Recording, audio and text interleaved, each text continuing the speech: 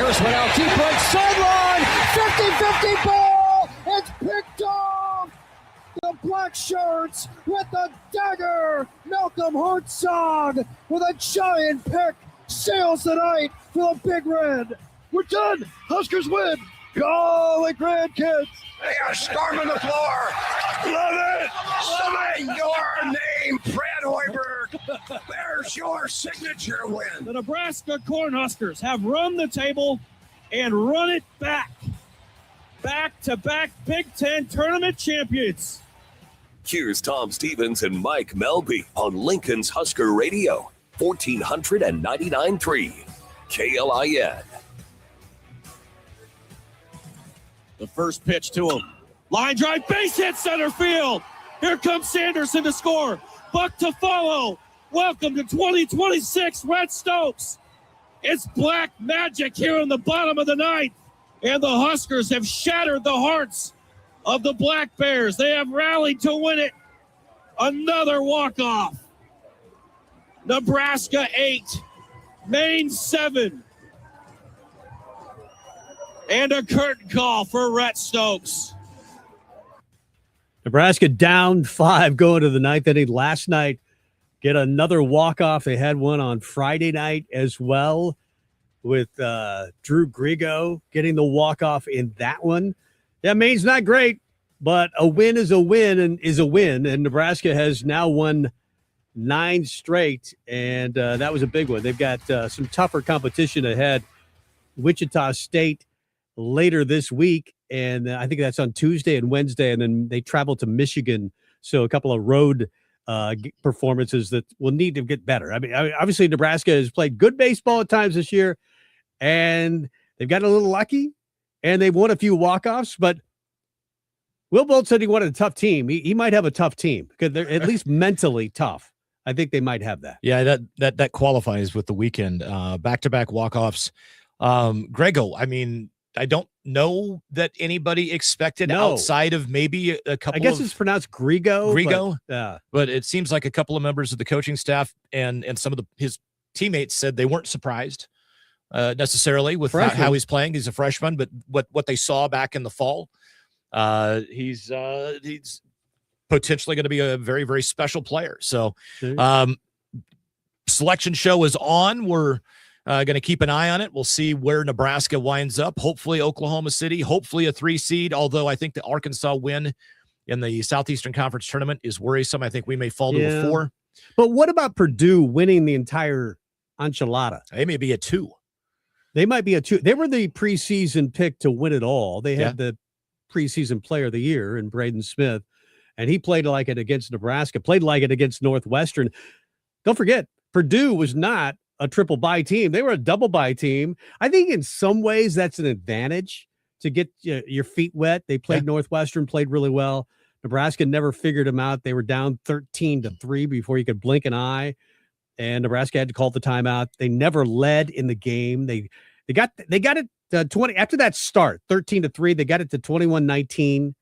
In the second half, they got it down to 10. They got it to 58-50, and then a sequence of 3 straight plays with a jump in the air and let Braden Smith draw a foul on you. Jared Garcia misses a layup, and Garcia can't control a rebound on the defensive end. 3 straight possessions, and that was kind of the ball game. Ohio State is in. Kansas is Ohio in the State's East. dangerous, by the way. I think they are, but Kansas is in the East.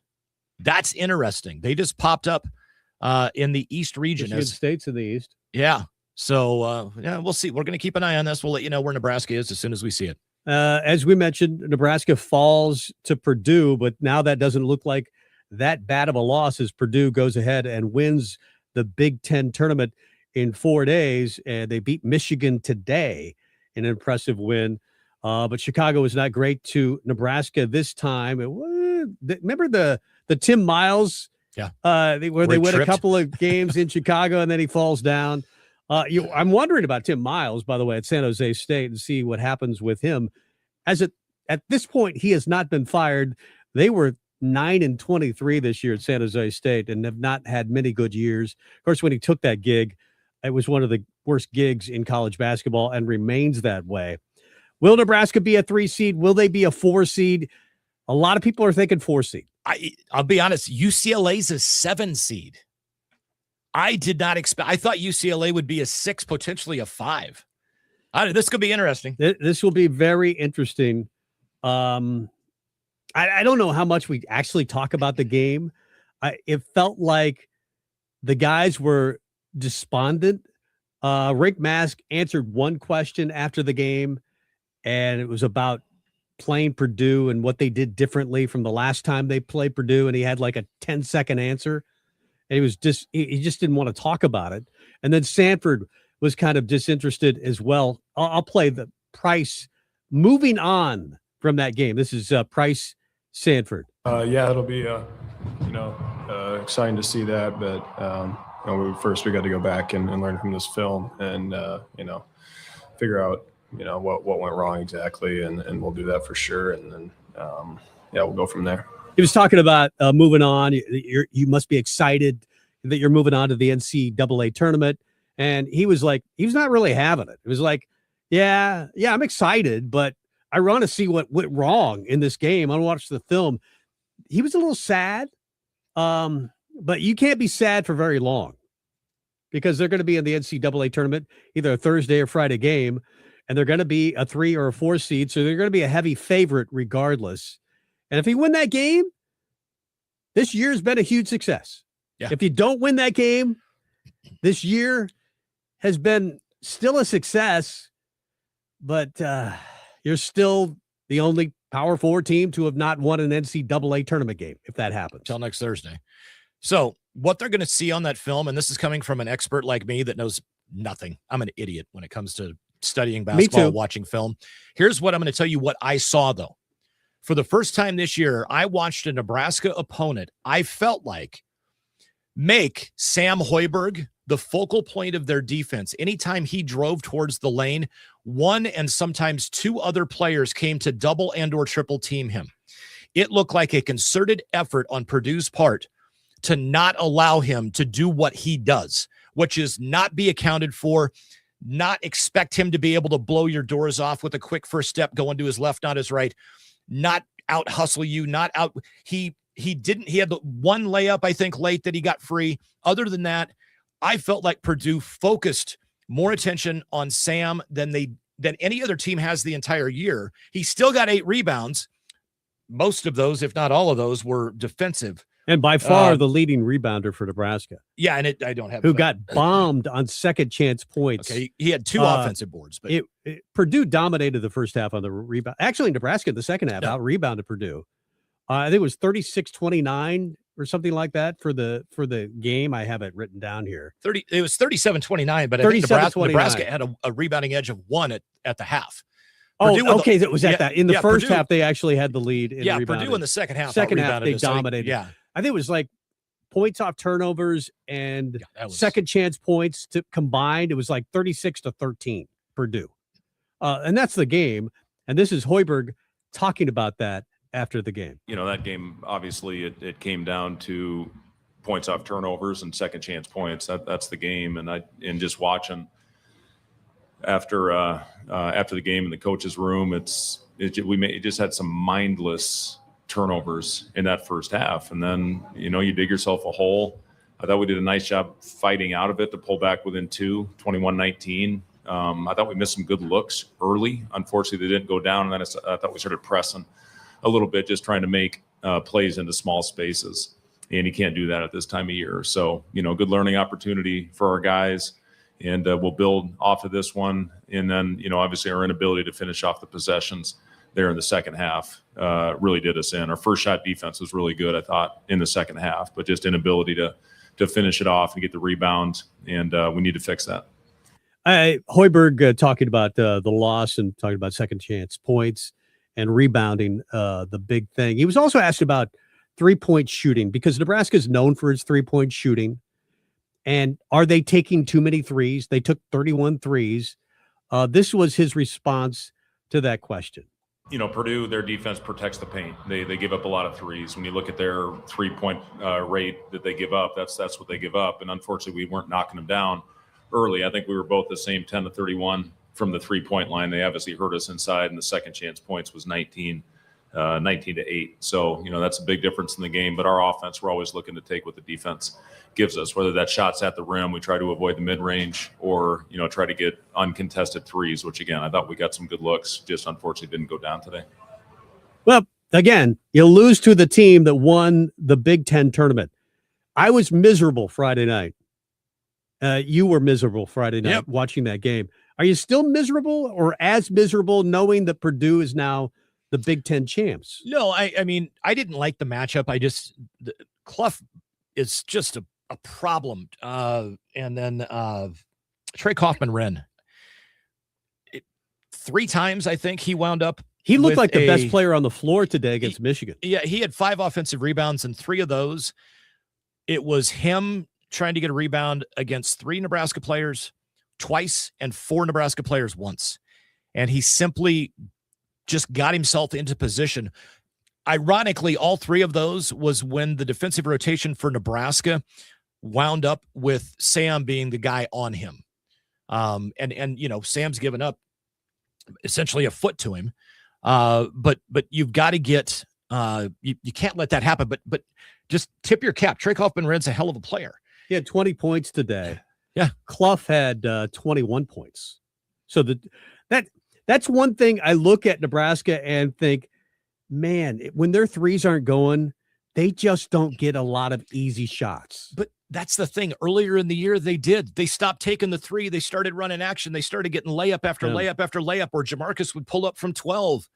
And for whatever, and some of it is the officiating, not calling the holding calls when, Nebraska, whether it's Price or whether it's Jamarcus or Sam or whoever that's cutting. If you watch close enough, as soon as a Nebraska player goes around one of their teammates on a cut, when they're trying to use a screen, you'll see the defender grab an arm right when they're literally in contact with the other Nebraska player. Like it's so that they can try to shield any time that they're grabbing from a ref. And there's nothing you can do other than keep fighting through it and hope that eventually you're going to start getting some of those calls. Yeah. By the way, we didn't talk about this last week because it wasn't announced last week, but Fred Hoiberg was the Big Ten coach of the year. Price Sanford made first team all Big Ten. You had Hoiberg make the all defensive team. You had Frager on the all freshman team, and he was sixth man of the year. So there were quite a few accolades handed out for Nebraska. And as mad as I was after the game, I guess are we looking at Nebraska being announced here pretty soon in the West region? We're all hoping that Nebraska goes to Oklahoma City. And because they might now be a 4 seed, we're thinking maybe they aren't in Oklahoma City because of the Arkansas win, you think, in the SEC? Yeah, them winning the SEC tournament, I think makes it. I don't know. We'll see what happens. I thought UCLA was going to be higher than a 7 seed too. And I didn't think Kansas would get shipped out to the East. But you don't see a lot of teams every year punished for what they do in their conference tournament. True. The seeds pretty much are solvent. They're done by the time you get to the conference tournament. And I think Nebraska now losing to the conference champion, it doesn't hurt them as much as we think. I think they're a 3 seed. That's my big, bold, bad prediction. Had they lost to Michigan, I think they'd still be a 3 seed. But it'll probably pop up here and they're a 5 seed. Who knows? Yeah. So real quick, Ohio State is an 8 seed in the East. Interestingly, Kansas is a 4 seed in the East. I thought they would be in the Midwest. And UCLA is a 7 seed out East. They're revealing the West region right now. Missouri's in. We were wondering if they would get in. They're 12-20, and they're playing Miami of Florida. That'll be an interesting. Those 7-10 seeds are always fun games that everybody picks. Purdue is a 2 seed, and they're playing a 15 seed. But no surprise. Purdue's a 2 out West. Purdue is a 2 out West. No surprise there. Again, the location. A little surprised at that, but we'll have to see. This is based on everything that we've seen from all the Joe Lunardis and the bracketology, et cetera, et cetera. The location has been off for quite a few of these teams. So that doesn't seem to be rewarding a team putting Purdue out West. Yeah, they are a 2 seed, not a 3 seed, though. Yeah. Arkansas is a 4 seed. You were wondering about that, so maybe that's good news for Nebraska. Well, they were going to be a 6. Okay. Prior to, based on all the bracketology stuff from earlier. Wisconsin, a 5 seed playing High Point. Arizona, no surprise, a 1 seed. Villanova is in as an 8 versus Utah State. So I know this is not the most interesting radio. We're all waiting for Nebraska, so we're killing time to a certain extent. Well, yeah, I mean, at the end of the day, too, we got other stuff we can talk about. Nebraska softball, gosh, they've won how many in a row now? 10. I get it. They're not playing the number 1 team in the country again every game like they were for a while. Their RPI is 3. Yeah, no, it's insane. Heck of a team over at Bowlin Stadium, and they're fun to watch too. I mean, it's the energy level that they play with. That's one of those things you talk about. Whether it was Jamarcus or somebody in the postgame on Friday made a comment that we came out a little flat. We were down 13-3, and it's like, what do you mean we came out a little flat? Why are you coming out a little flat? Yeah, some of the comments in the postgame bothered me a little bit. Brendan Frager saying that we've kind of lost our confidence a little bit. It looks obvious. They're not playing with the same amount of confidence that they were when they were 20. When they were 20-0. But to say that out loud, I don't think helps your confidence to say you've lost your confidence. They are definitely not as connected as they were. Now, part of that is playing in the Big Ten with coaches who figure you out. They all talk to each other. How'd you guard Nebraska? What was effective? How do you deal with Price Sanford? How do you treat Sam Hoiberg? They've obviously figured out Rink Massa a little bit, even though I thought he played okay. But I think a lot of Rink's problem is he's just not making threes like he was making threes 2 years ago and at the start of the year.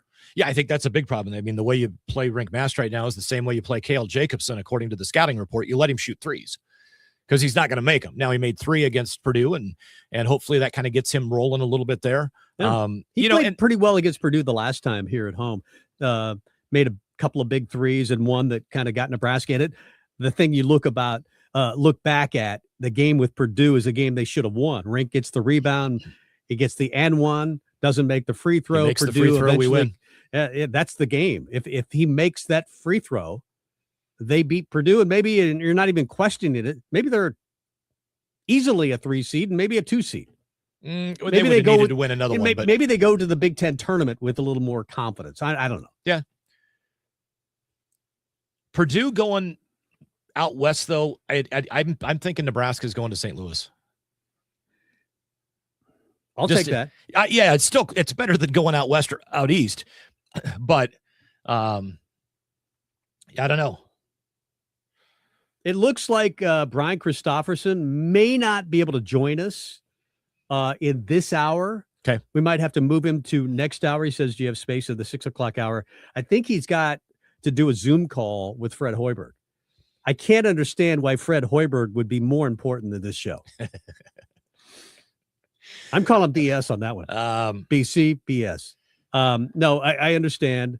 It looks like he's going to have to do that Zoom call. Nebraska's about to be in the NCAA tournament. We're going to find out what they're seeded, and then Fred Hoiberg will make a statement to all the beat writers. So that makes sense. Yeah, no, perfect sense. And that's fine. We can juggle. I mean, getting BC on is important. Well, we do have a good show tonight, as we usually do. Brian Christopherson was going to be on here at 5:25 from Husker 24/7. We've got Lance Harvell talking baseball. The Cardiac Kids win they win every game over the weekend. They sweep Maine, but now they've won 9 in a row, and they win 2 of those 3 or 2 of the 4 due to walk-offs. So Nebraska baseball, it seems like every weekend there's a walk-off. One, they win 7-6, and last night 8-7 in a walk-off. So we'll talk to Lance about Husker baseball coming up at the top of the hour. So when you go back last Friday, March 6th, they went 5-4. They blew a lead and won it, though, in extra innings. But they had a walk-off back on Friday against Michigan State, and then run-ruled Michigan State on Sunday. They run-rule North Dakota, and then a walk-off on Friday and a walk-off on Saturday in the second game of the doubleheader against Maine this weekend. So it seems like I like Yasa Carson Yasa, I think the big 6'7" pitcher who's now in his sophomore year has found his stuff. He's got great stuff. They're thinking Major League Baseball stuff, like 97 on the gun. He's got some good breaking pitches. Does he have the control? I'm wondering about Manel coming out of the bullpen has been shaky a little bit. And now what do you do with Cooper Katsky, the MAC pitcher of the year? They moved him to the midweek and kind of a bullpen guy on the weekends. We'll see how that works out. I'm worried that Nebraska doesn't have, at least at this point, a legitimate closer, a guy that can take the ball and it's over in the ninth. Yeah, I completely agree. And with Carson Yasa, the one thing with reading some of the articles just about the fact that like they wouldn't even let him throw against batters for a while until he got command of his pitches. And I mean, you and I grew up in the days of Ricky Vaughn and Major League, and I literally am thinking about the wooden batter, and he throws one at 98 miles an hour and takes his head off, it explodes, and that wooden batter guy's got holes in him. But at the end of the day, all of a sudden he's found the control, and he's becoming a heck of a dangerous option for Will Bolt and the team. And they've got some heroes on this team, and it seems like a different hero every single night or every single weekend. Rhett Stokes with the big 2-run single in the bottom of the ninth to win it last night. Drew Grigo coming out of nowhere. Dylan Carey, period. He was 3 for 5 the other night, and the big walk-off single for him. Dylan Carey, as you mentioned, every night. Will Jetski has been very, very good this year. He's suffering from an injury, I think a calf injury right now, but he's been very good. There's just a lot of different guys, which is what it takes in baseball, because baseball is such a long season that you need different guys at different times to step up. I wonder about pitching, the depth of pitching on this team. But hey, Will Bolt, as we mentioned, one of the tough team. He seems like he's got a tough team. And that's one of the things I point to. When you lose the lead late, how do you respond? Because some teams just kind of, it's not our night. It's over. This team doesn't ever seem to mail it in. And they've already beaten Auburn, a top 10 team, a top 15 team in Florida State. Yep. Maybe not the consistency that you would love. Maybe not the depth of pitching that you would really want. But we'll find out. It's a long season. They're 14-5. Yeah, the walks are a concern, but you got one of the best pitching coaches in college baseball that's there. They're in the Midwest region now with the second half of the reveal. Still no Nebraska. It looks like maybe we could take a break. We'll take a break. St. Louis is up for the bottom two in this bracket. So let's jump aside, and we'll see what pops here in the next couple of minutes. By the time we come back, we should know where Nebraska is in the NCAA tournament. Tom Stevens, Mike Melby. It's Husker Rewind. More after this.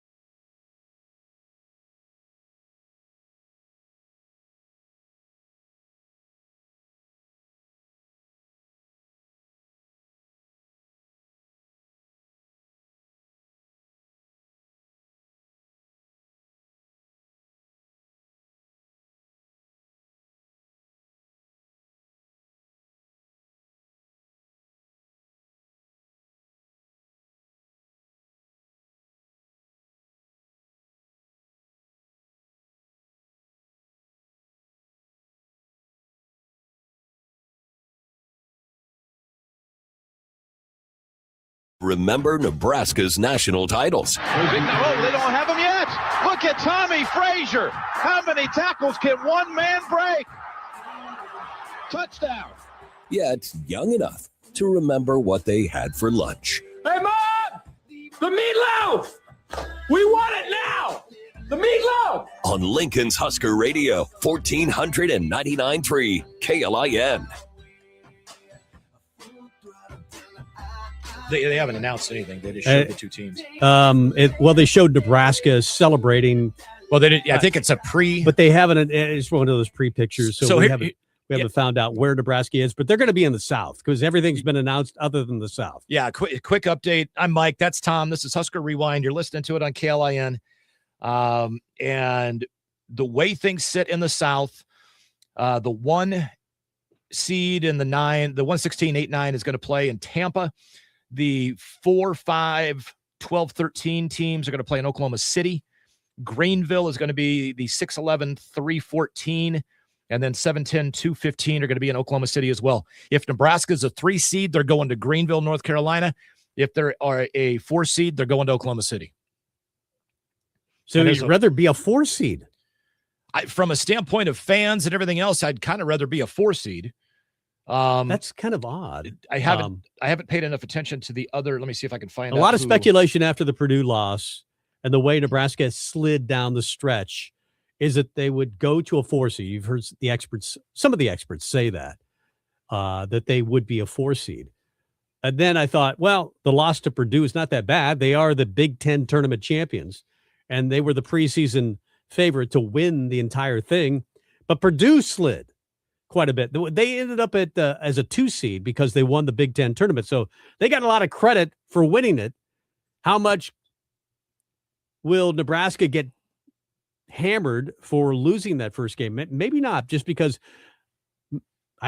they were a 2 seed. They are a 2 seed, so maybe that helps Nebraska in some crazy way. And a lot of people that I talked to were like, I hope Nebraska doesn't make it till Sunday. I know that sounds crazy, that you look at that roster and the depth of the roster is not the number one strength of Nebraska. They seem like a tired team mentally, at least a little fatigued. They demand a lot of their players defensively. Yeah.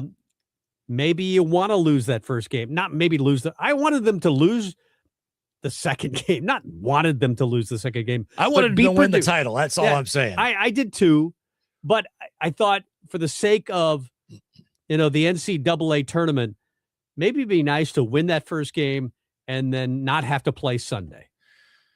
It is what it is. We lost on Friday. We've got an extra day of rest. I'm predicting Nebraska as a 4 seed against Troy in OKC. We'll see what happens. This is Fred Hoiberg talking about the mindless turnovers against Purdue. Yeah, like I said, Robin, they were just mindless. And then second half, we had 2. We did a much better job at taking care of the basketball, but, you give them 8 opportunities and the points off turnover differential in the first half, and then inability to finish the possession in the second half. We did a solid job on the glass. At halftime, actually, we're out rebounding them, a team that's a lot bigger and more physical than we are. And then second half, that was the difference. First half, it was the turnovers. Second half, it was the rebounding. So we got to find a way to put 2 halves together if we want any chance of advancing here starting next week. Yep. It seems like if it's not one thing, it's another thing with this team. Rebounding is the number one thing of concern with my mind, with me. I know turnovers are more recent, but it hasn't been a problem throughout the season. I was always concerned about rebounding with this team. And especially when you're facing a big team like Purdue with Trey Kaufman-Renn, with Clough. Both were monsters today against another big team in Michigan.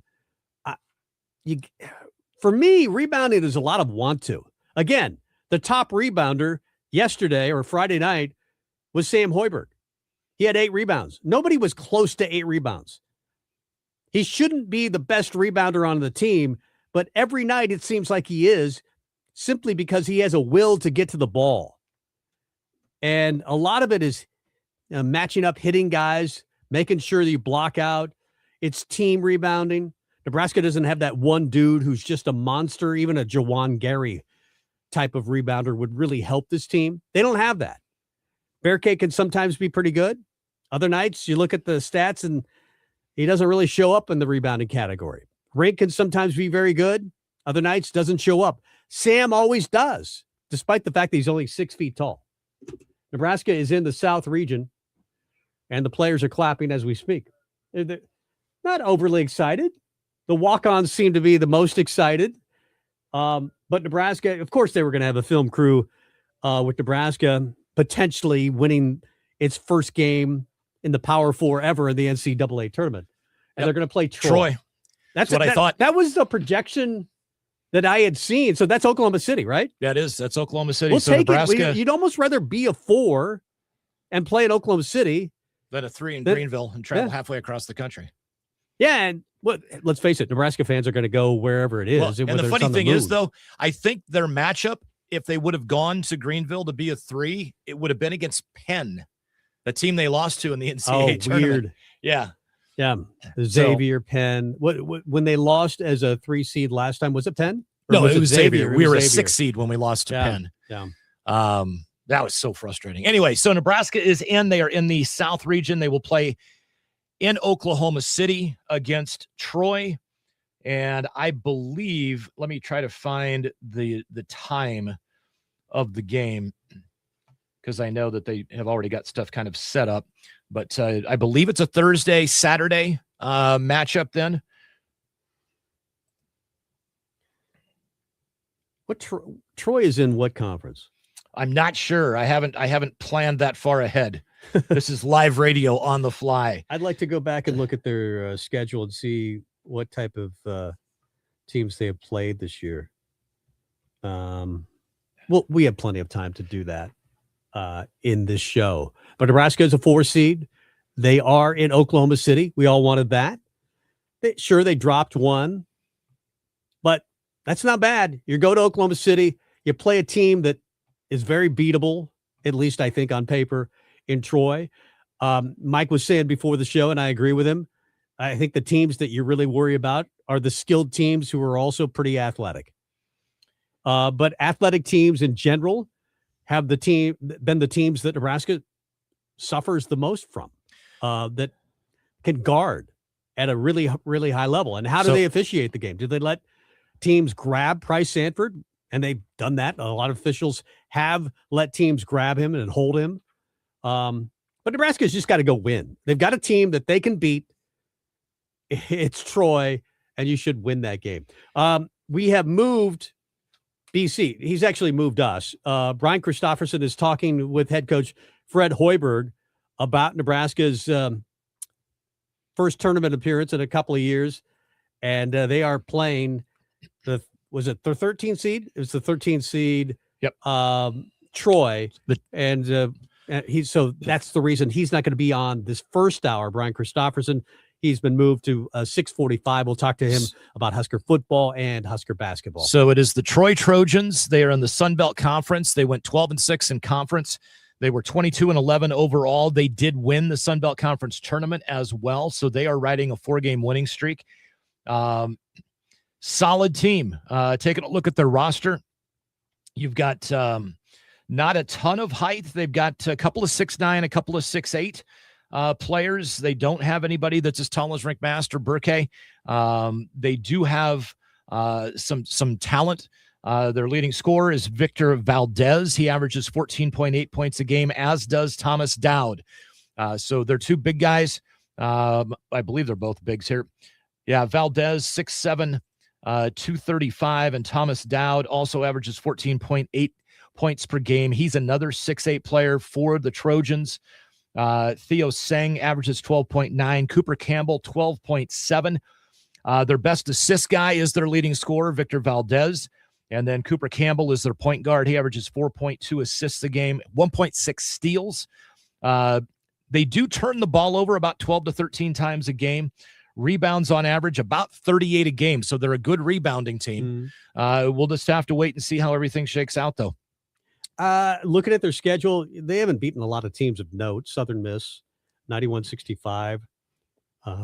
They beat James Madison. I'm trying to find the teams in December that might be impressive that they either played close or beat. But they played a lot of teams like Texas State, Marshall, the UAB, LaGrange, West Florida in November. Let's see. Kent State, Furman. So it's tough to gauge how good they are. They did play San Diego State. Now, that's a good team. They're traditionally very good, and they beat them 108-107 in overtime, 2 overtimes. Nice. But other than that, it's hard to find a team that they played from a Power 4 conference that you're impressed by. I do like the fact that they had to play today, and Nebraska hasn't played since Friday. I don't know that they played today. I think they did play today. Was it? Take a look here. I think their conference final, or was that last Sunday? It said Sunday. So anyway, I think they had to play. Anyway, I thought it said that he played on Sunday, 78-70, but they win the Sun Belt Conference. That's a pretty good team. It's a really athletic team, but not a lot of teams that they played it was last Sunday. Was it last Sunday? Okay. So they've actually had more rest. Who's that help? I don't know. I don't know. Yeah. Well, it didn't help Nebraska against Purdue. We'll go with that. Yeah. What I can tell you, though, as well, from a standpoint of the way they play, they do take quite a few threes, surprisingly enough. And I want to pull this back up because I'm going to compare it to Nebraska. They shot as a team 33.5% from three on the season. Overall, they were 307 out of 917 from three-point range as a team for the year. Nebraska, conversely, 337 out of 956. And if you take the last 4 games out of Nebraska, we were more like a 36-37% team. We haven't shot it well from three here as of the last handful of games, but similar, but they don't shoot it at near as good of a clip as Nebraska does. And again, they're led by a couple of forwards. Victor Valdez, Thomas Dowd, each average 14.8 points per game. Neither one of those two take a ton of threes. Well, I take that back. Thomas Dowd takes a ton of threes. He leads the team in attempts. But Victor Valdez is a guy that does nothing but get to the rim. Victor Valdez, 167 out of 220 on free throws for the year. So pretty spectacular. 75.9% from the line is Valdez. Dowd is 79.6 overall from the line. Troy shoots 73.8%. Nebraska shoots 75. Bottom line is we finally know who the opponent is. And it's game on now. Anything and everything that happened prior to right now. I just don't see a lot of teams on their schedule that are good or traditionally good. They haven't played any Power 4 teams that really scare you. And to have to play Nebraska's defense, I just think the way Nebraska guards, the uniqueness of both their offense and their defense is going to be a challenge for whoever they play. And I like the Thursday, Saturday thing. Well, the one thing, though, so you talked about their biggest win was probably a 108-107 double overtime thriller against San Diego State on November 18th. November 20th, 2 days later, they lost in triple overtime to USC at USC. So I mean they can play with some of the bigger boys. They also they wound up with 11 losses on the year. James Madison, Appalachian State, Texas State, Southern Miss knocked them off. South Alabama beat them. Toledo beat them. Cal State, Northridge, Loyola Marymount. At the end of the day, Nebraska plays Nebraska basketball. We win this one by 20. It's that simple. Yeah, this is a game that you should win. Go win a game that you should win. I like it. I love the matchup. And I like the fact that a lot of Nebraska fans will be there in Oklahoma City to watch it on Thursday. Any official time on the game yet? Still getting there real quick, trying to find out. We're flying by the seat of our pants. I love live radio, especially when it's really actually live. There's no prep for this type of thing. We're basically watching it on TV. I see the announcement, Nebraska playing Troy, Oklahoma City on Thursday. Bam. And I believe we're the late game on Thursday in Oklahoma City. Yeah. But it is Thursday, Saturday for sure. All right. Let's get to break. Come back with more. Mike Melby, Tom Stevens. It's Husker Rewind. Nebraska in the NCAA tournament versus Troy on Thursday. ACM and CMA award winner, Hardy. That's my favorite.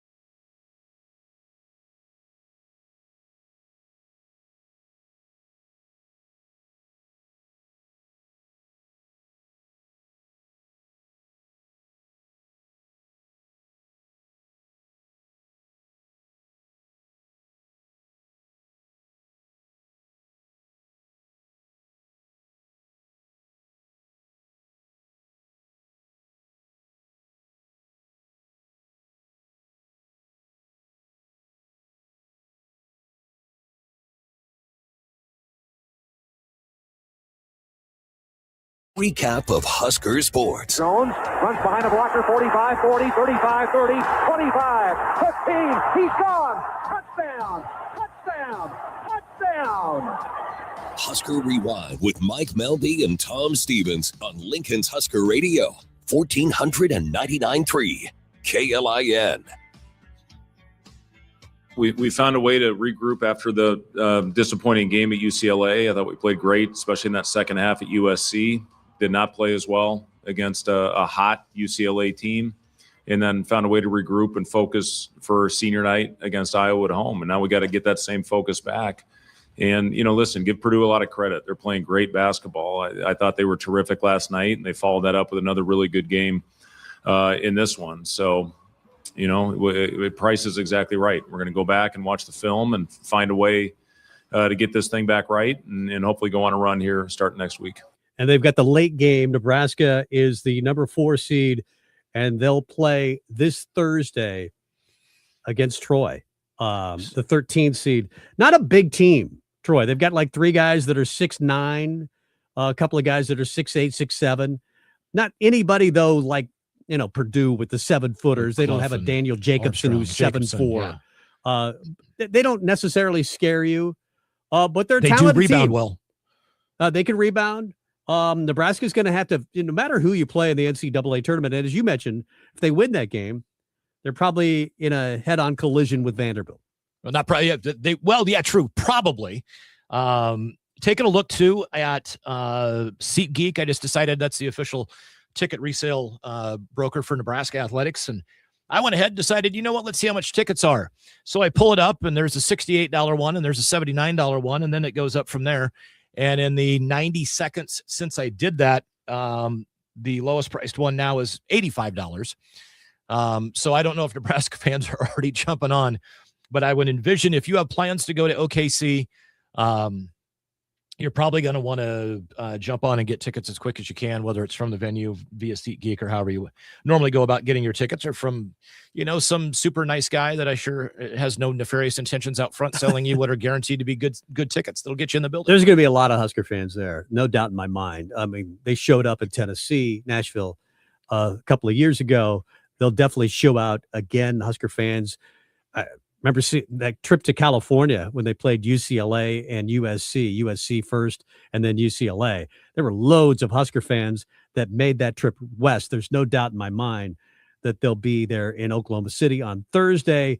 9 teams from the Big Ten have made the NCAA tournament. That's about what most people predicted at the start of the year. Nobody predicted Nebraska being picked 14th would be a 4 seed. I guarantee you that. No, absolutely not.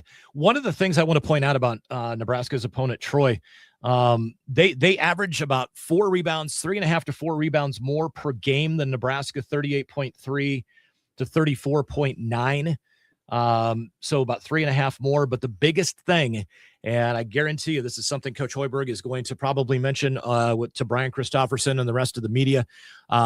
They've got decent size, but they hit the offensive glass very hard, and they do it successfully. 420 offensive boards for Troy on the season. You want to compare it to Nebraska, the Huskers have got 281. How do they shoot the 3?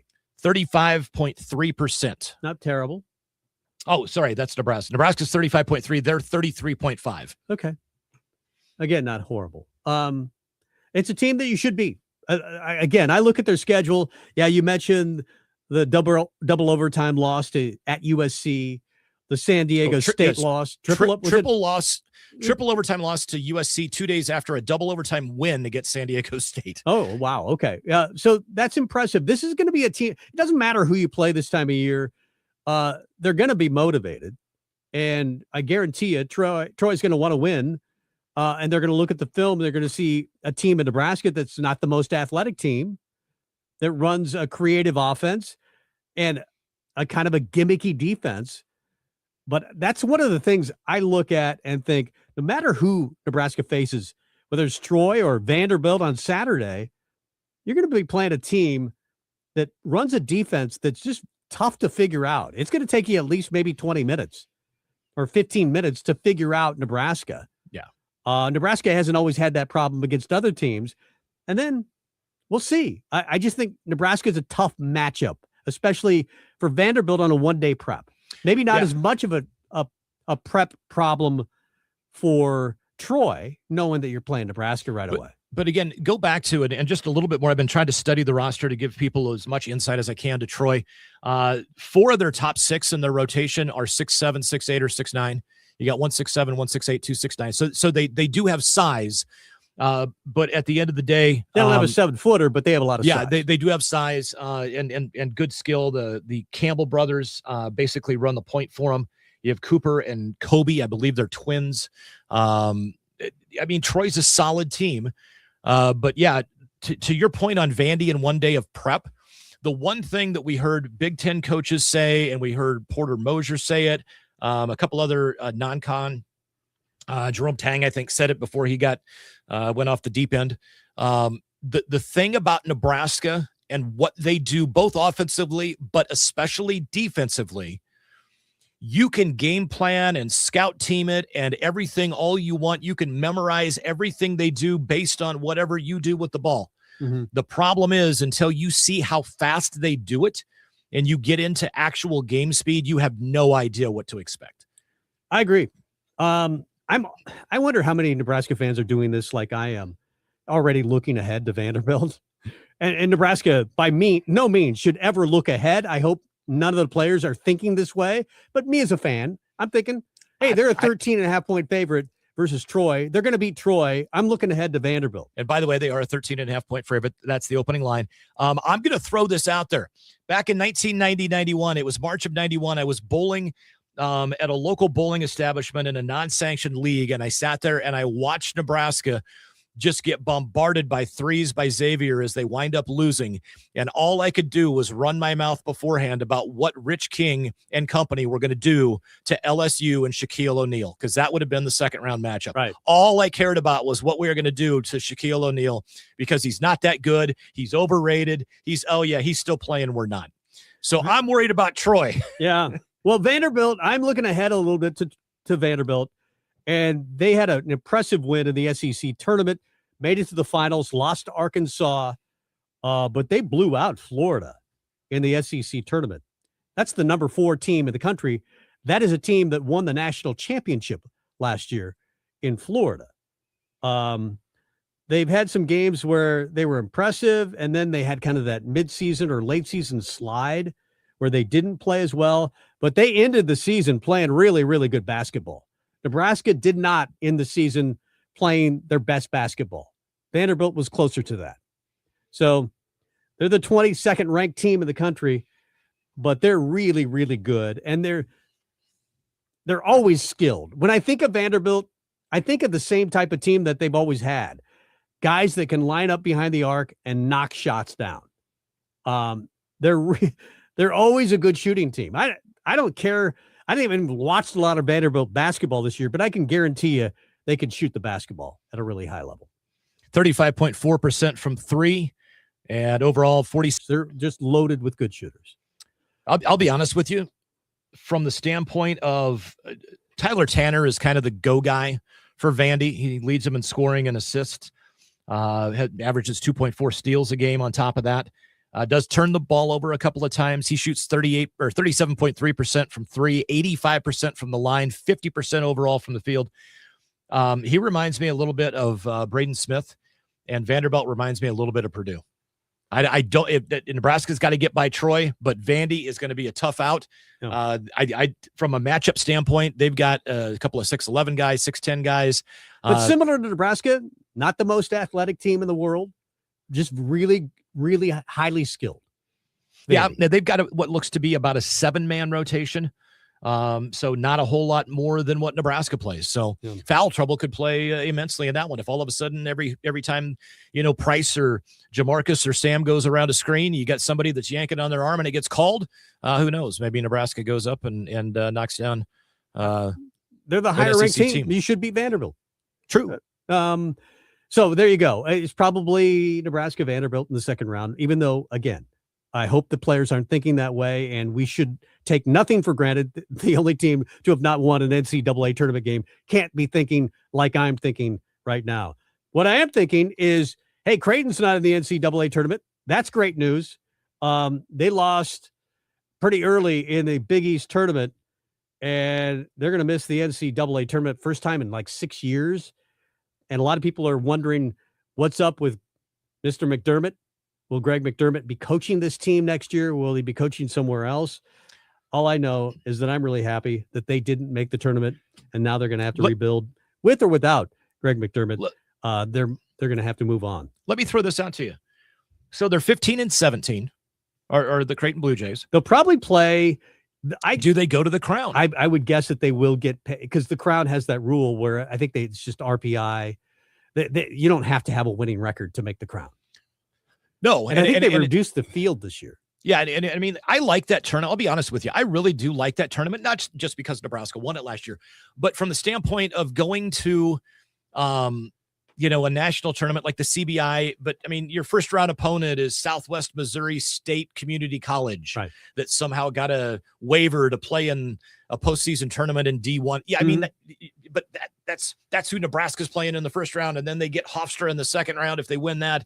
And if they win that, they get Auburn, who had a bad year, and they're just in the same boat as – I hated that CBI thing. And the Crown, though, it's Power 4 conference schools. Power it's all 5, in one whatever. venue. You're it's not all moving one around. Venue. Yeah, I like that. I like the way they put that on it. And I think it's a nice And you wonder way to whether showcase. Nebraska would be where they are right now. Would they be a 4 seed playing in the NCAA tournament against Troy in Oklahoma City on Thursday if they had not played and won the Crown? Would Cale Jacobson be the guy that he is today? He wouldn't.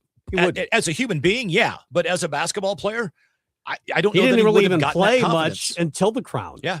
And then he kind of lit it up and was the big hero in beating Iowa last weekend. So another thing that I should mention before we get to break and join Lance Harvell in hour number 2, after 8 consecutive years of Omaha winning the state basketball tournament, a Lincoln team has broken through.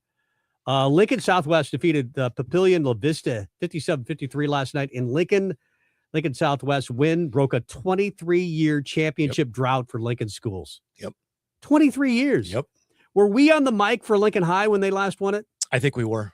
2003, I think we did that game at the Devaney Center. We did. I think same year we did Pius when they came back and beat Alliance. Lincoln High was the last school to win in Class A, and Lincoln High almost beat the number 1 seed in round number 1, but they had an 18-point lead, let it slip away, and Lincoln Westside or Omaha Westside got by Lincoln High, but then falls to Southwest, the eventual champion. So congratulations to Southwest. That's pretty cool that they did win the state championship and the first for Lincoln in 23 years, at least in Class A. Let's get to hour number 2. Lance Harvell, one of our favorite guys that we have on the show, Nebraska baseball assistant. The Cardiac Kids have done it again. Have won 9 straight now. We'll talk to Lance coming up next. Hour number 2 is on the way. Husker Rewind, Tom Stevens, Mike Melby. More on the way. Who is Farm Bureau Financial Services? At our core, we're relationship builders. We're home.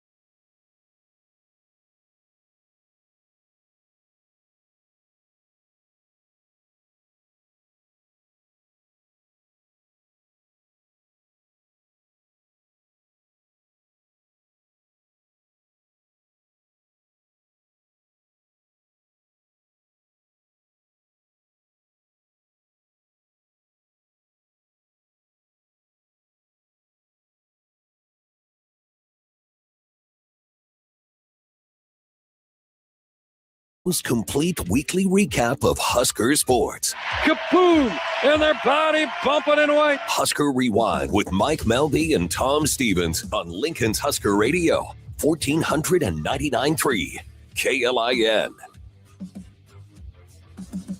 The Cardiac Kids did it again. Nebraska now in baseball 14-5 after a walk-off 8-7 over Maine on Sunday night. That was before a walk-off on Friday night.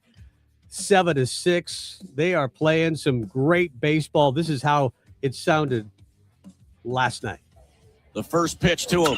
Line drive, base hit center field. Here comes Sanderson to score. Buck to follow. Welcome to 2026 Red Stokes. It's black magic here in the bottom of the ninth. And the Huskers have shattered the hearts of the Black Bears. They have rallied to win it. Another walk-off. Nebraska 8, Maine 7. And a curtain call for Rhett Stokes. Wow, that was fun. Nebraska winning in a walk-off. Rhett Stokes, the hero. Drew Grigo, the hero on Friday night. This is getting tough for my heart, Lance. It's got to stop. I don't know, the Cardiac Kids, just call them the Heart Attack Huskers. I mean, that's right. But that was fun. 9 in a row. 3 in walk-offs? What are you thinking when you're down, what was it? 7-3 in the bottom of the ninth. What do you tell your players at that point? Yeah, well, I'm kind of thinking the same thing that our players are. It's time to go to work. Same thing. It's the same messaging, the same attitude and everything in the dugout. Whether we're down 4 in the ninth, up 4 in the first, up 10, or down to whatever, it's time to go to work. And we need to what we were able to do in the ninth there. That we weren't able to do that whole game was just string quality at bats together, and we did it when it mattered most. Obviously we wish we would have done a better job of that earlier in the game or just throughout the game, but it's baseball. They've got Division I baseball players too, and so we did it when it mattered most. And for Rhett Stokes to have that moment, I can't think of a guy just more deserving of that. The weekend that he had, Dylan Carey gets scratched from the lineup on Friday, literally 20 minutes before the game starts. And we're like, hey, Rhett, you're playing shortstop now. And then, we just pencil him in there the entire weekend, and he does nothing but just go out and play phenomenal defense. Not only making all the routine plays, but made some really savvy plays at shortstop, and then to be in that spot right there to be able to win the game for us, it was awesome for him. So incredibly proud of him and happy for him and for the guys. And 9 in a row, I think it's hard to do against anybody. So you got to just really enjoy it and soak it up, because winning is hard. Nebraska baseball assistant Lance Harvell joining us on the Summit Lawns Talk and Text line. Lance, I want to go back late February. You guys knock off the number 16 team in the country 10-1. Then you come back against the number 7 team in the country 5 days later, win 9, 8, and 10 innings. Then things went a little sideways, especially with pitching and walks, and you don't have 2 great games in that Saturday and Sunday down in Auburn, Alabama. What changed between March 1st and March 3rd? Because that's when the winning streak started, was the game after that 12-3 loss on the 1st. Yeah, I think maybe just a little mindset, maybe. Not that we were lacking that, in those 2 games at Auburn, but or even you go before that weekend before, we beat Florida State, but the Louisville game and the Kansas State game, two good teams that we felt like we should have won, those games, and we were right there to win them, and we lost them late. Going to the Saturday and Sunday games at Auburn, those games at one point, kind of the middle innings there, were still, the final score, it was very lopsided, but in the middle innings there, those were like 3-4 run games, something like that. The game was still, in balance to a degree. We made a push, and the game was right there. We just couldn't stay in it. But I think our guys realizing that, we can go out and beat the best teams in the country. We can, you can also, if we're not hooked up for 9 innings, we can also go, get embarrassed and run off the field, And so it's like, what is the common denominator there? And the thing that we talk about constantly with the guys is just the focus and like where the mindset needs to be, and where starting in BP, starting in the preparation, and then, kind of that competitive endurance. It's going to take 9 full innings. And I think what we've seen, because we, in these last 9 games, like you said, we kind of won a lot of different ways. We've had some exciting, thrilling walk-off wins. We've had some run rules, and kind of everywhere in between.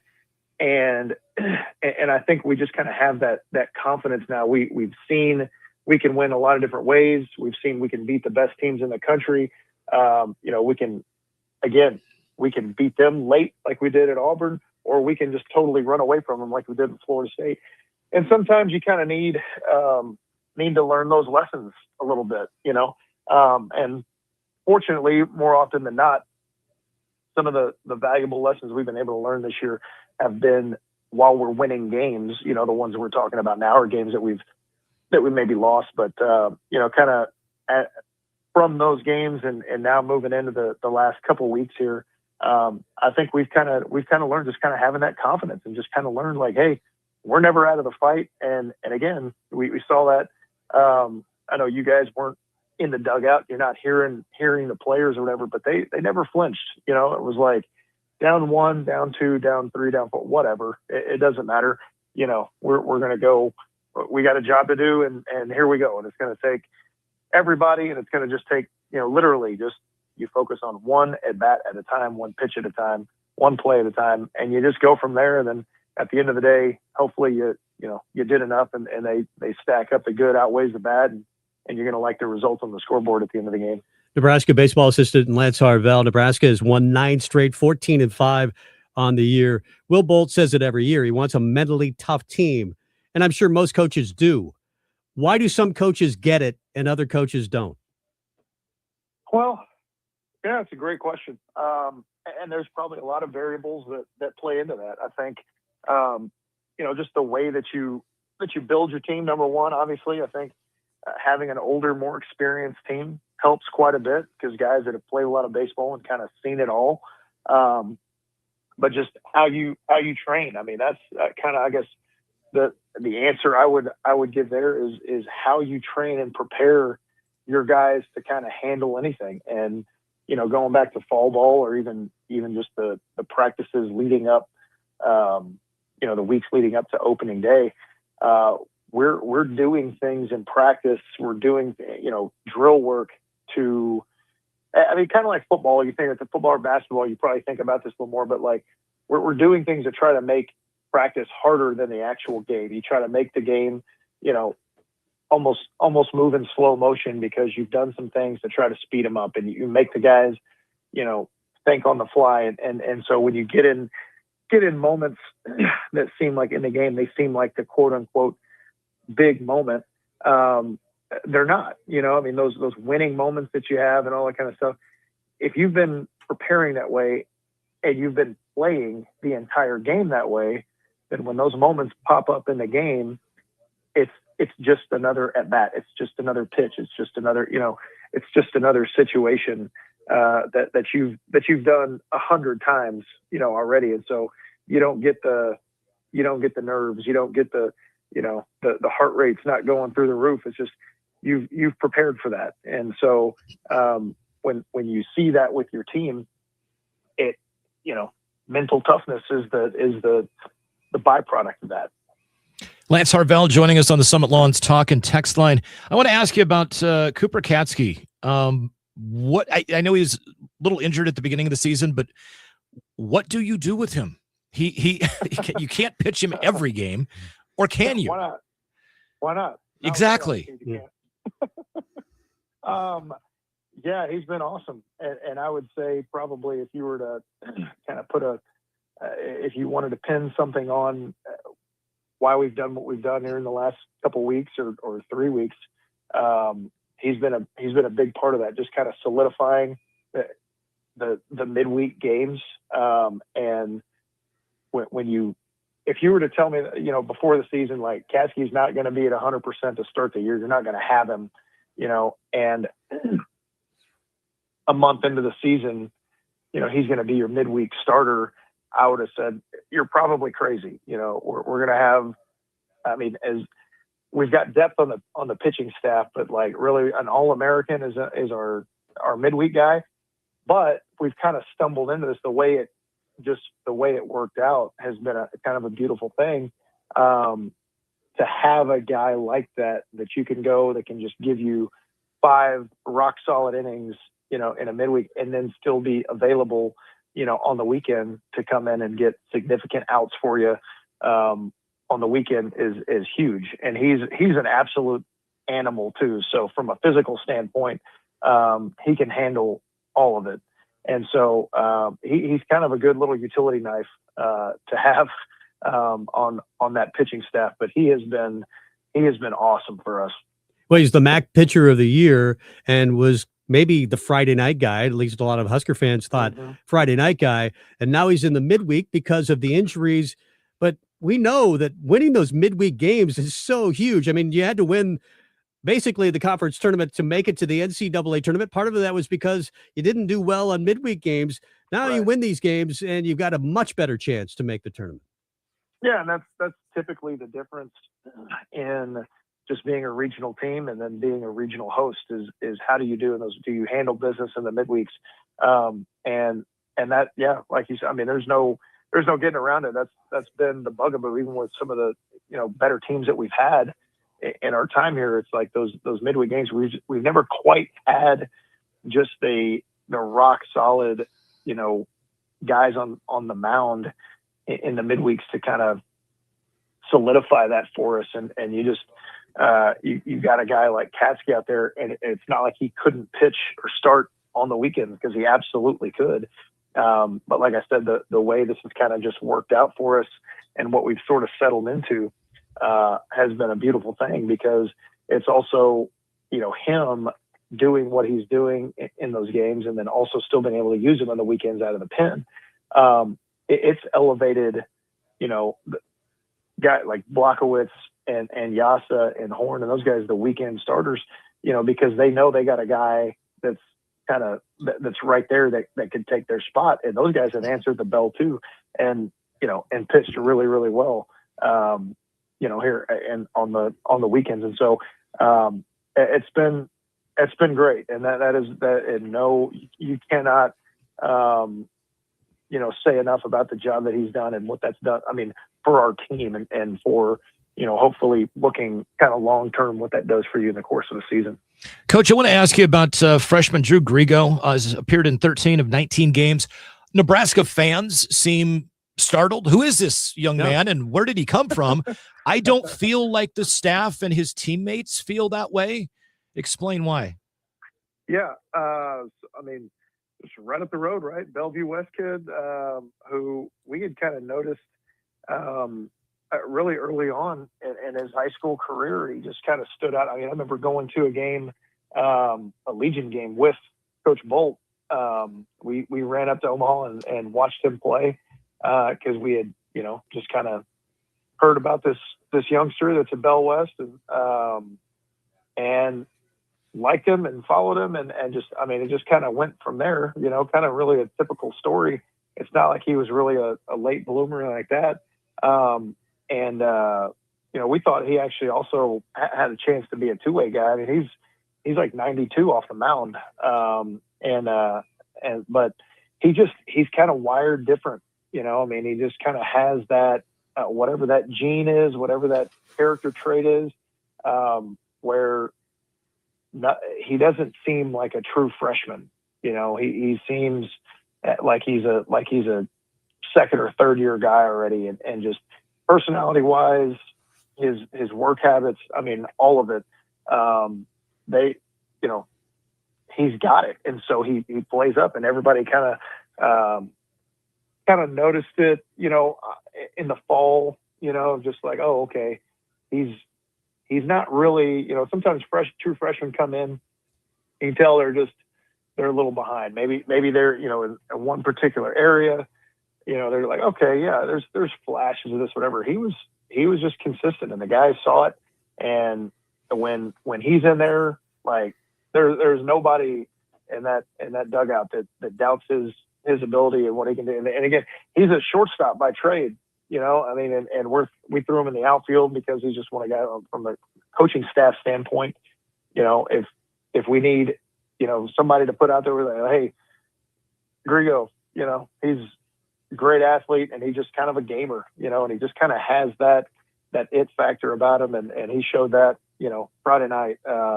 And he even hit the big triple late in that game. And I was giving him a hard time about it because he got into me.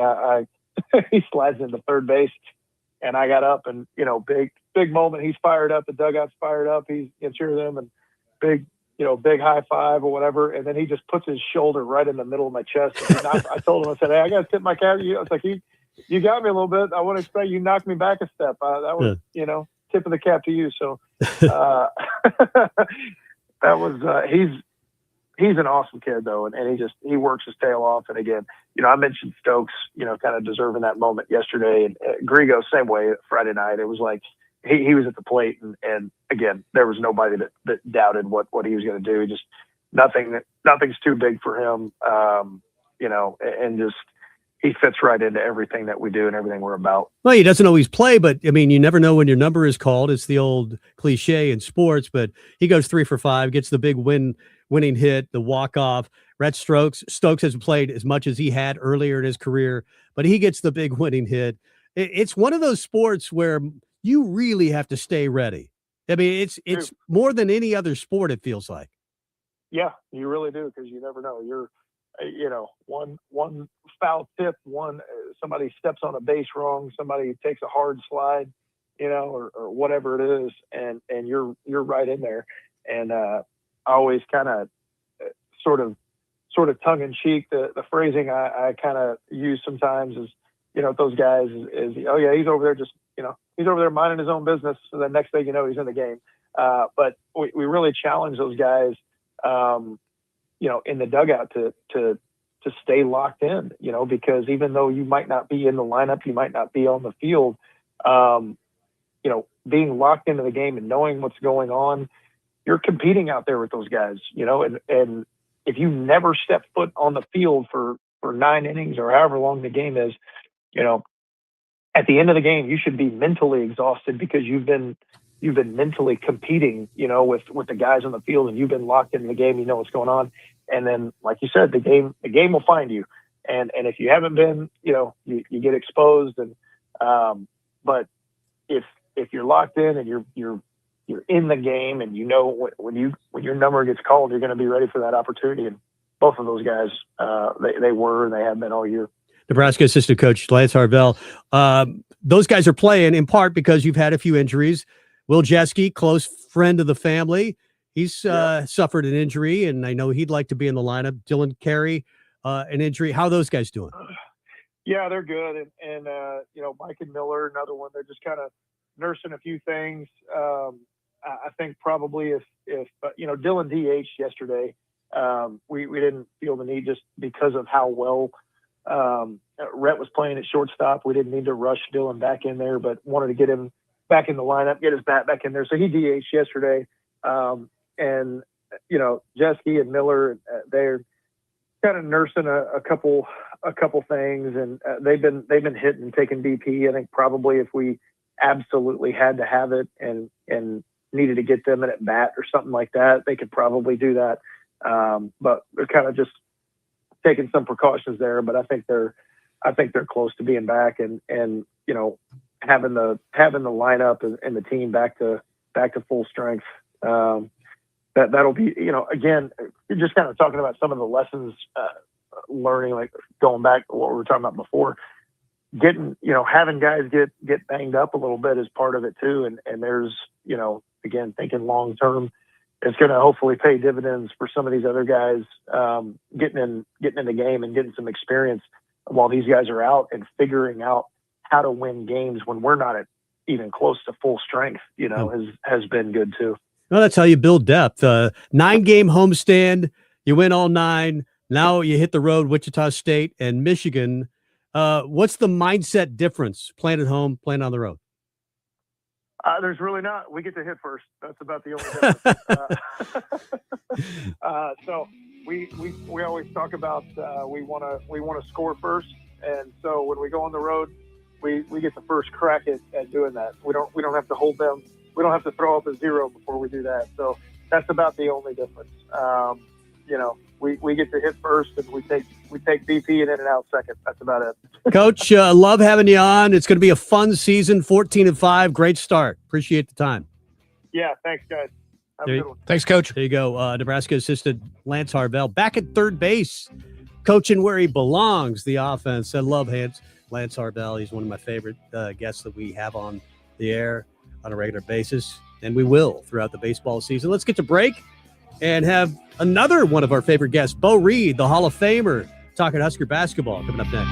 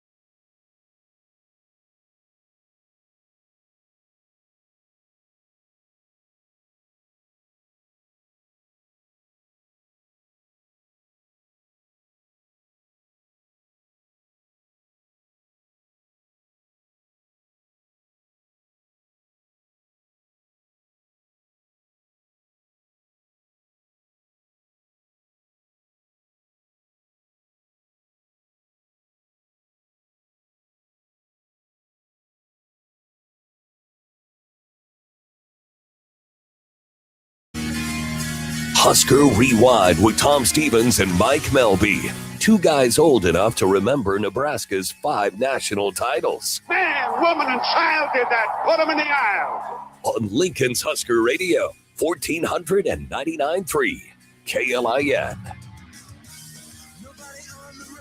And we're both young enough to witness Nebraska's first win in the NCAA basketball tournament. Coming up on Thursday. Oh, okay. Oh, yeah. That would be awesome. I think it's I don't know if it's a great matchup. I'll tell you after the game if it was a great matchup. But it feels like a pretty good matchup. So a couple things, two common opponents, USC and West Georgia. Nebraska handled both, and Troy lost to both, one in overtime, the other in triple overtime. And both teams are winless in the NCAA tournament in the program history. 2003, Troy lost to Xavier 71-59 as a 14 seed. 2017, they lost to Duke 87-65 as a 15 seed. And last year, they lost to Kentucky 93-78 as a 14 seed. It's their highest seed ever. They haven't been D1 for that long, though, Troy, right? Well, 2003. So, Okay. I mean, at least All right. 25 years. One guy that I know probably has already done a complete breakdown of both Troy and McNeese State and Vanderbilt is Husker basketball Hall of Famer Beau Reid. Beau Reid, who is joining us on the Summit Lawns Talk and Text line. Beau, first of all, how have you been? We haven't talked to you in a couple of weeks. And then second, what do you think of the matchup against Troy? Well, I've been good. I don't understand this weather. I think golf courses started opening and now are having a blizzard. So typical Nebraska. I like the matchup at first blush. I was worried we were going to drop into one of those slots where we'd catch some conference champion that's really, really good, like a High Point. Like I think Wisconsin got a terrible draw. High Point's really good. So I like our draw. I know they say that they're big and physical and athletic, but you know what? Until you've played against us and had to guard that offense, I just think if we start making threes, because we're going to get a lot of open ones, and we get rolling, we could eliminate all doubt by early in the second half, in my opinion.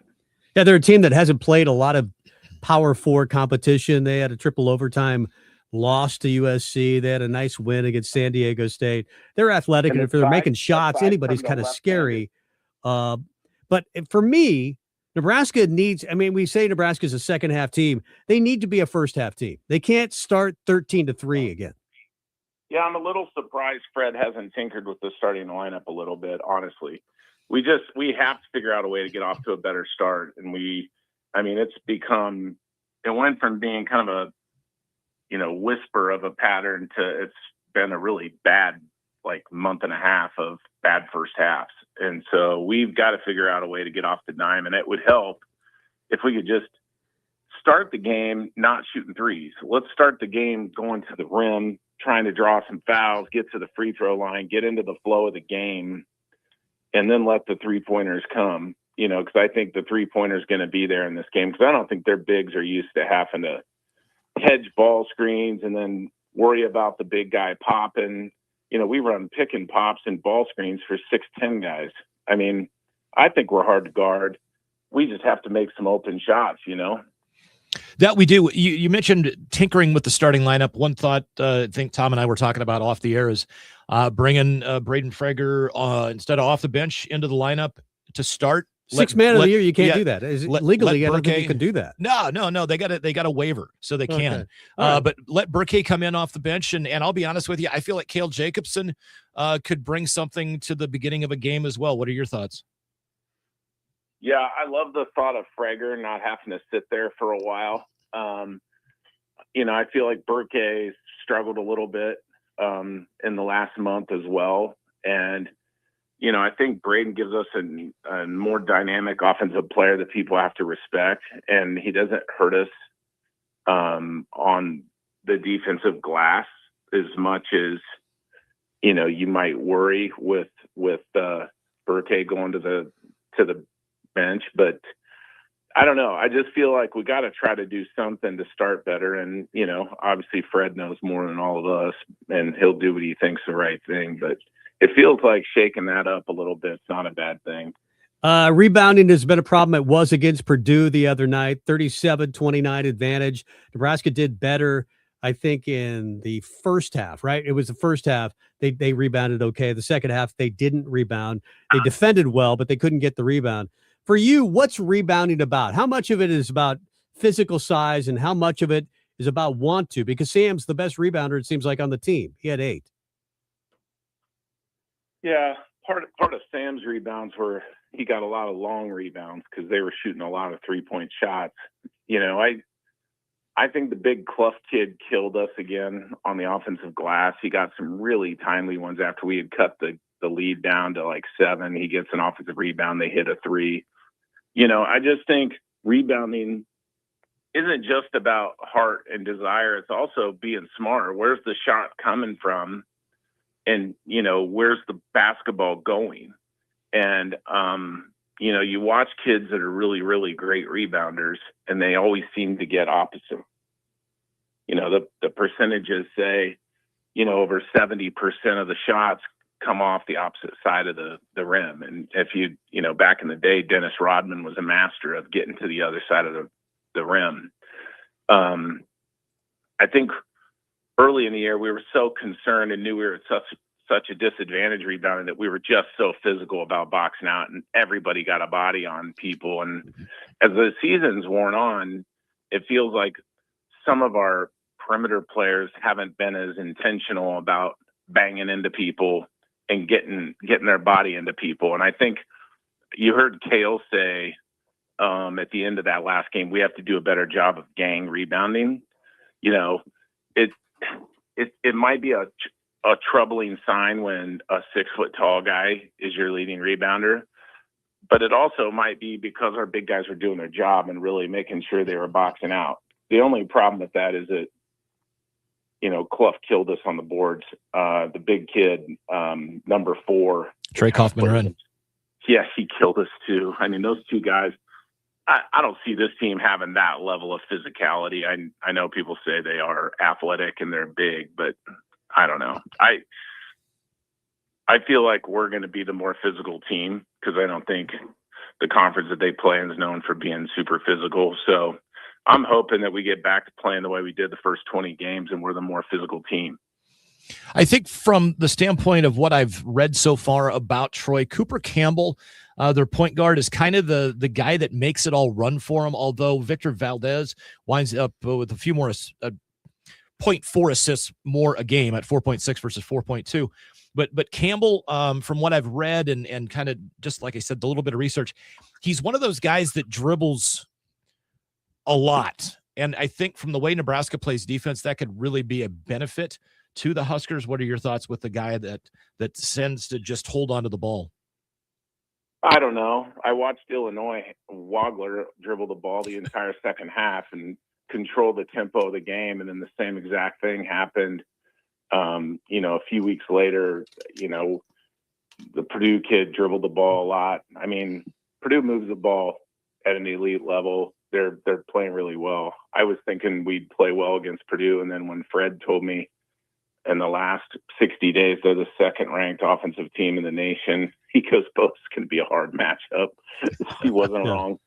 But I think, it's a double-edged sword. I think the guy that dribbles the ball a lot, if they could get into their offense and get good shots late in the clock, what that does is it narrows the game into, down into the 50s and 60s. And I feel like we have to play in the 70s and 80s to be at our best.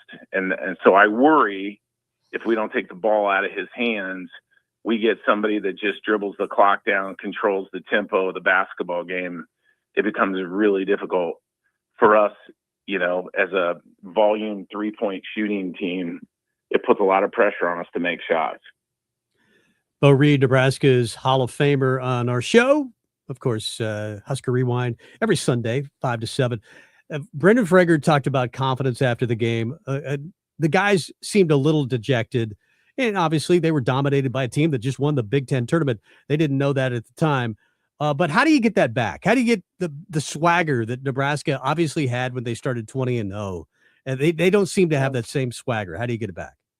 Well, you got to make some shots. A lot of our swagger came from our ability to shoot the basketball across all 5 positions. Rink was nearly automatic. Jamarcus seemed to make 2 or 3 or 4 a game, and he right now can't hit the broadside of a barn, it seems like, from that distance. So I'd like to see us focus less on the 3, at least early in this game, and see if we can't get to the free throw line, see if we can't get some things going to the basket or in the paint. I mean, I think people forget early in the year, we were absolutely outscoring people by 10 to 15 points in the paint every game.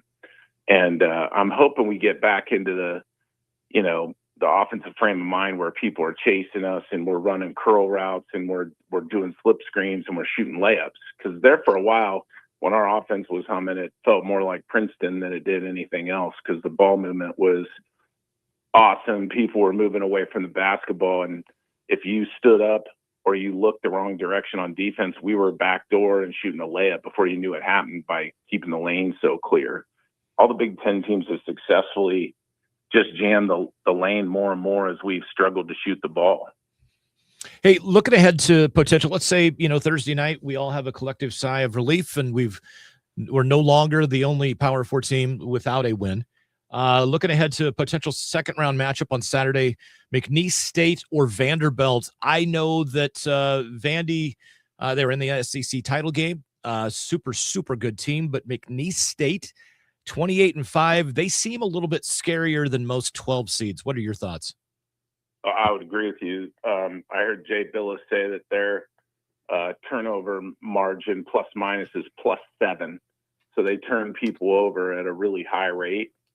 So they force tempo. So if Vanderbilt's guards aren't ready for full court pressure for 40 minutes, you make 3 or 4 more turnovers than you're accustomed to making, and the other team makes a few shots. Who knows what can happen? McNeese State's one of those teams that'd be, interesting to play because if you take care of the basketball, it feels like you can get what you want on the other end of the floor. But Vanderbilt's legit. But I feel like Vanderbilt's a team we match up well, and if they win and we win, I think we can beat them and make the Sweet 16. They're not overly athletic, right? Vanderbilt, a very skilled team, can really shoot the three, very good free throw shooting team. Obviously, they made it to the SEC championship, and they destroyed Florida, who won the national title. So they could beat anybody on a given night. But athletically, it seems like Nebraska matches up a little better against Vanderbilt. Yeah, I would agree with that. That Florida score seemed odd to me. I didn't watch that game, so I don't know what happened in it. But I feel like if we could get a win, the monkey's off our back. I feel like the kids can just turn loose and play. I feel like we've been carrying a fair amount of pressure on our back the last half of this season as they've gotten closer to the school and record total. And I feel like they're just pressing just a little bit. So if we could somehow get a win, get a little bit of our shooting mojo back, the team could go on a run. Because when we're really playing well, the ball moves fast and we shoot the ball well enough that you can't rest on defense against us. Yeah, it seems like they're carrying a little weight. Mike mentioned that earlier in the show. That just kind of needs something positive to happen. Hopefully it's a first-round win in the NCAA tournament this Thursday against Troy. The late game, by the way, in the NCAA tournament. And then they will play on Saturday. Basketball is a funny thing. Defensively, you can try harder and you can impose your will. But on offense, especially when you're a skilled three-point shooting team, the harder you try sometimes and the more you expect to make those shots, especially when they're wide open, like our first 3 shots against Purdue were. Yeah. I just think it becomes really difficult as the first few don't go in. You start pressing, you start thinking about it. I just want to see us make a few and stop thinking and start playing, just letting the ball go and not worrying, oh gosh, if I miss this, we're going to have to play defense for 35 seconds before they shoot. That's just what it kind of felt like. And Purdue was so efficient offensively. If we missed, we felt like we had to be perfect offensively because they were kind of getting whatever they wanted, whether it's a slips, those screens where he's dropping that pocket pass down into the paint or, he's getting all the way into the paint and kicking it all the way back out to the weak side for open threes.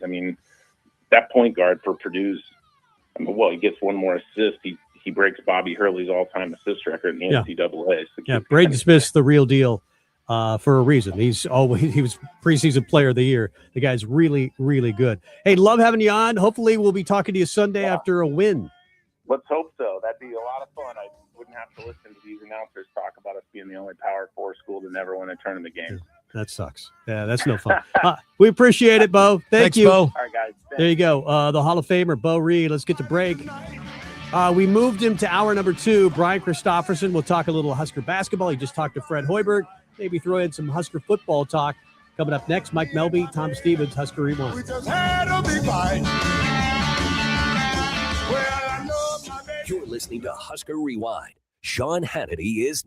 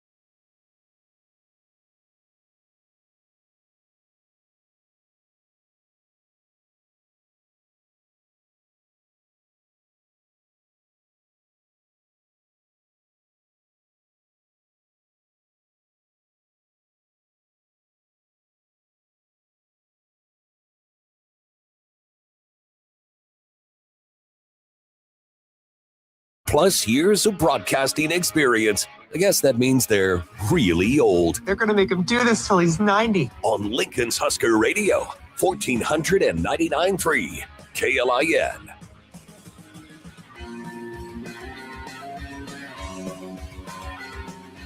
Is Selection Sunday, and Nebraska was not sweating anything out. They knew they were going to be a 3 or a 4 seed. They are a 4 seed. They play. Although they made it somewhat dramatic for Nebraska fans. They were the last region to be announced. Yeah, true. They're in the South region. Some negative Husker fans might have been thinking, "Oh, I bet they never got in. I bet they're not getting in." Obviously, that didn't happen. They're a 4 seed. They take on 13th seeded Troy Trojans, Sun Belt Conference champions, and the game will tip at 3:10 p.m. Central Time in Oklahoma City. It's the late game of the first session. Okay. So wasn't sure how they're going to do the sessions, but ultimately they're going to play at 3:10 or relatively close to that, depending on what time the McNeese State Vanderbilt game gets over. That one tips off at 12:40 in the afternoon on Thursday, but Nebraska down in Oklahoma City to take on the Troy Trojans. And joining us now on the Summit Lawns Talk and Text line from Husker 24/7. We'll talk about that and some football as well. Mr. Brian Christopherson, BC, how are you? I'm doing great. How are you guys? Good. Doing good.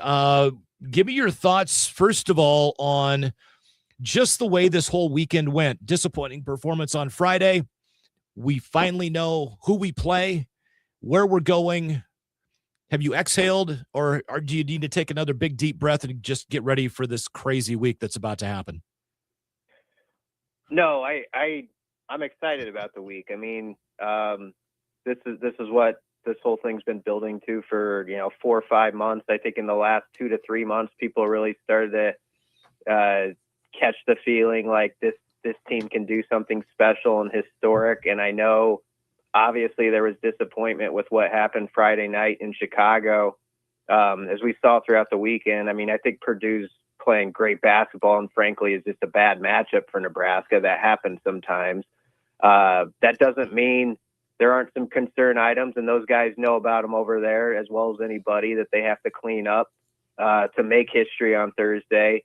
But on surface view, I like the matchup, and I know there was like, are they going to be a 3 or a 4 seed, conversations throughout the weekend. I'd trade the number. I'd take the 4 seed for Oklahoma City and location. So it's less than a 6.5 hour drive from Lincoln. And I think this team and this fan base feed off one another really well, and you're hopeful that that can pay off at this Thursday afternoon. So the matchup against Troy looks good on paper for Nebraska, knowing that they haven't played a lot of Power 4 teams. They've had a couple games, USC triple overtime loss. They had a double overtime win to San Diego State. So they can play some basketball, but they haven't had a lot of teams that they played against. So you say, wow, that was a great win. But if they were to win that game, get their first ever NCAA tournament game, how would you feel about Nebraska versus Vandy? Vandy's playing really well. It's going to be a tough one if they get there. That's an interesting thought, Tom, because if you guys, I know have followed this for decades and know it as well as anybody. If Nebraska, you talk about exhaling, and the question Mike asked, that's what it would be like at dinner time Thursday, right? If Nebraska wins that game and everybody's able to go to the refrigerator and mark their name down for the first time ever. And then you wonder if there's some looseness in a good way that sort of finds this team. Like they got that monkey off the back. They made history, and it's like, let's go. But, Vandy, I know, has great guard play. I saw what they did to Florida, who was playing really, really well coming in at the SEC tournament. So if Vandy survives, and, McNeese is, I don't think, going to be a walk in the park for them. They're 28-5 and have had a really good season. So you never know. Maybe it's one of those deals where you win a game and the 12 seed knocks off the 5, right? So that can always happen. But yeah, I think Vandy's a tough matchup. I think a lot of people who are outside our bubble will probably maybe pick Vandy and see that as that'll be sort of the fashionable Sweet 16 pick out of that draw. But that's okay. Like I say, maybe if Nebraska wins that first game, they're walking pretty tall going into that Saturday one, and they will have a home court on Saturday if they're playing. There's no question Nebraska fans will find a way to eat up a bunch of tickets if they're playing for a chance to go to the Sweet 16. How do you think? I mean, you just talked to Fred Hoiberg. It seemed like they were a little down after the loss, and maybe now looking back, knowing that Purdue went ahead and playing great basketball, just won the Big Ten championship. How do you think the team is? You're around them more than we are. How do you think they're feeling right now? I think they know that wasn't their best version of themselves. And I think, honestly, they would say that's probably been the case for a couple weeks, with exceptions here and there, like the second half against USC was some really good basketball. But I think that the thing that they've been disappointed in is sort of the mindless turnovers, as Fred described it after the game in Chicago Friday, where, yes, Purdue, is a good pressure defense. They're going to make things tough on you. But Nebraska had 8 giveaways in that first half, and it honestly felt like 6 or 7 of them were just sort of foolish, where like stuff that was sort of uncharacteristic for this team, like in mid-January when they were playing maybe their best basketball.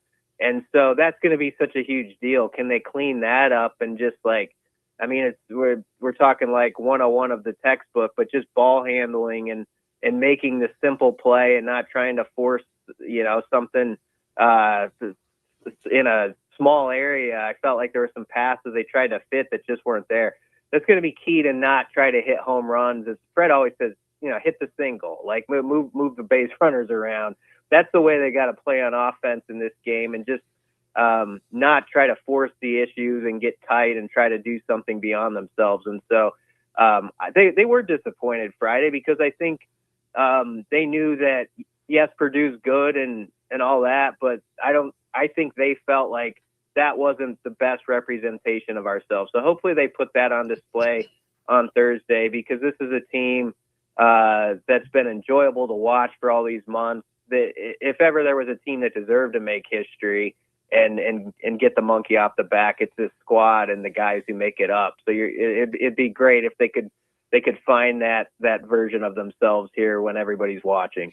Brian Christopherson from Husker 24/7 joining us on the Summit Lawns talk and text line. They're the 4 seed. It's not quite history making. It's been a magical year, but you mentioned a minute ago they were playing their best basketball back in January. The injury to Frager, the sickness to Rink, Jamarcus was feeling not great for a while, had a tiny little ankle twist as well. Things got discombobulated at times, and it manifested itself pretty much the entire game against Purdue on Friday. What changed from your vision as you watch the team over the course of the now 32 games? Yeah, a couple guys dropped a notch. And I think they would say that. Like, Rink, after he had that illness, it's been talked about, ad nauseum sort of in the state. Like, you just sense like it hasn't quite been that Rink like we saw maybe real early in the year, or even against Michigan State when he hit like the 5 threes in the first half. And, I think I wrote, recently, like he had only had like 2 or 3 games where he had multiple 3-pointers since like, January 2nd or 3rd, basically. Now, an encouraging sign I thought was against Iowa, even though he was 2 for 6 from deep, you felt like he was stepping into those shots, maybe with a little bit more feeling. He made a couple, and then he hit a few even Friday night, even though it wasn't going so hot for the team. And I think that can be useful for him. The wild card to me is Jamarcus. It really is, because, you're going to rely on him to just be savvy and sharp handling the ball. And you're like my previous answer, like not forcing stuff that's not there. And it felt like his offensive game hasn't quite been as confident as it was. Like we saw, remember like against Michigan when they were shorthanded, Jamarcus was hot and kind of kept them in it like early on. He had a bunch of shots. At Indiana, he did the same thing. He's capable of being that guy. So this team has those type of players in Rink and Jamarcus who are veterans who they could have a great weekend, and this team could go to the Sweet 16 because they're offensive threats. But I feel like that hasn't quite been at the level they're capable of as consistently lately. So that's one thing. And then, Frager is obviously, you mentioned him. I think it was tough coming back from that ankle. He's been kind of hit or miss since then. And they're going to need that Braden Frager with the edge to him and that sort of confidence and taking it to the hoop. I do wonder, guys, if sort of getting out of the Big Ten now and like you've gone against teams for all these months that just know your tendencies inside and out. Like everybody understands like the strengths and weaknesses of everybody in the league. And Purdue, of course, knew, what Nebraska does well, what they don't do well, like the back of their hand. Not that Troy's not going to do their film study and have some ideas, but it's a different animal when you suddenly play somebody that you just haven't seen, ever before. And, maybe Sam Hoiberg's like a little quicker to the basket than Troy thinks he's going to be off the film. Stuff like that tends to happen where it's just a little different going against a team for the first time. So I'm wondering if that can be advantageous for this particular Nebraska team. Nebraska in Oklahoma City, really a better draw than maybe had they gotten a 3 seed and gone to North Carolina. As you just mentioned, a lot of Husker fans should show up for a 3-10 tip versus Troy, the 4 versus the 13. Got to mention this, though, that we haven't talked any football. The College Sports Commission has ruled that 18 Nebraska NIL deals are basically invalid at this point. So Nebraska players are challenging that ruling in court. How big of a deal is this for Nebraska? I mean, you think they'll sail through, win the court ruling, or are you concerned about this? I'm not concerned about it because it's almost like one of those things I can't. I'll be honest, Tom. I don't know. Like, I have no idea where that's going to go or not go because it feels like we're in such a confusing time with some of this stuff where we're talking about these court cases and stuff like off the field. It's just not like in my wheelhouse at all. Yeah. So I feel like almost like not equipped to comment on it. Like, obviously, anything like that, you're paying attention, but I don't know. I didn't sense like an abundance of consternation about it from inside Nebraska's walls. I just think there's going to be more of these, and you're going to see them pop up across the country. Definitely something to track. It's just an interesting time with that. You know, like right now, spring ball's been going on, and I think there's been good information that's come out of like Nebraska's camp about Calandria and extending plays, and you hear like Jameer Khan's coming up and Jasir Whittington and some of these guys. But it is kind of fascinating. It is a guys like you in your question. You're like, we haven't talked about football yet. And, you know, that's sort of where people are right now. They're like, I'll believe it when I see it with all this stuff with this team. And in the meantime, I'm going to kind of focus on hoops. And Matt Rule said, you know, maybe that's a good thing. Like, you know, like to basically like, let's just do our work sort of under the radar. And I think in a way they're kind of appreciating that the spotlight is elsewhere. This feels like the least excitement we've had for Husker football in a long, long time for spring football, right? Yeah, it is. It is the least since I've covered it. And again, that might not be a bad thing, but I just think people are like, whatever you write or whatever is said, I just can't go that far with it. Like, I think there's people like who hear about Calandria and they're like, I'm kind of excited about that, but I'm just going to leave that in this spot and not elevate it too much in my mind of what it's going to be. And I also think, don't you guys, that like the schedule contributes to that somewhat. Like, yes. I like the fact that the competitors over there, like, they're like, you know, you hear Owen Chambliss, he's like, bring it on, you know, like, I like that schedule. But I think fans sort of see 3 playoff teams and they're like, that's going to be tough, you know? And so that has people kind of, I think, a little down, to be honest, because they're like, even if they play really well, can they win more than 6 and 7 against that schedule? So all that's kind of working together. Hey, I'm sure you're going to be in Oklahoma City next weekend. Can't wait for it. Maybe we'll have back when they win that region. We'll have you back on. Yeah, let's do that. That'd be awesome when we're talking Sweet 16. There you go. Yeah. Thanks, BC. Appreciate the time. Thanks, BC. Yep. Thanks, guys. Yep. There we go. BC talking pretty much the entire 2 hours Husker basketball, and I love it. How awesome is it? Yeah. Hopefully, we're talking about it in an exciting tone next Sunday from 5 to 7. For Mike Melby, Tom Stevens, we're going to leave. See you next week. See you. Bye-bye. These statements have not been evaluated.